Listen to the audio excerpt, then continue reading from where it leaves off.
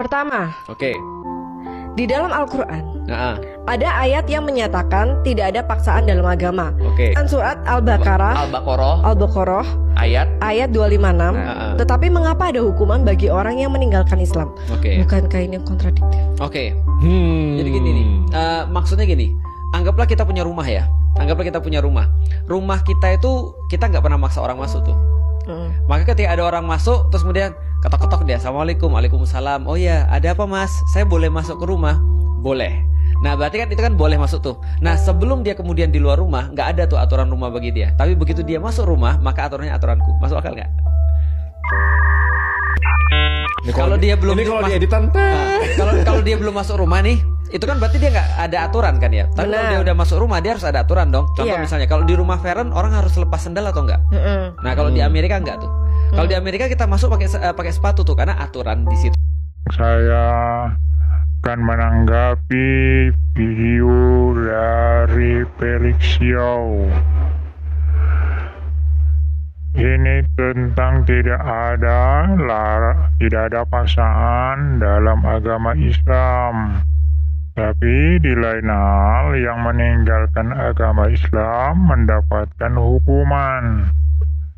Felix Xiao sudah menanggapi, tapi tanggapannya tidak membantah apapun. Dia mengatakan sebelum masuk Islam atau ketika masih di luar, maka tidak ada aturan, ya wajar namanya. Ngapain ngatur-ngatur yang di luar rumah? Kita sekarang bahas kalau sudah masuk rumah atau sudah masuk Islam, menurut Felix Xiao maka ada aturannya. Nah, apa aturannya itu? Aturannya menurut Felix Xiao, orang yang masuk agama Islam tidak boleh meninggalkan atau keluar dari Islam. Memang ada hukumnya, ada ayatnya. Sebarang siapa yang meninggalkan Islam atau menjadi murtad, maka sebenarnya darahnya dihalalkan, dia bisa dibunuh. Jadi bukan tidak ada paksaan.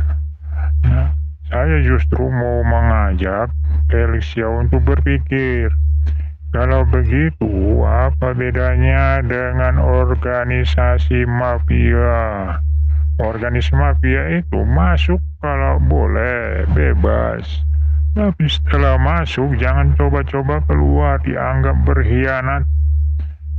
Akan dianggap jadi musuh, akan dianggap akan membocorkan rahasia organisasi. Dan biasanya akan diburu. Nah, dengan kata lain, Felix Xiao mengakui Islam itu seperti itu. Jadi apa bedanya Pak Felix Xiao? Ayo, pikir dengan benar. Oke?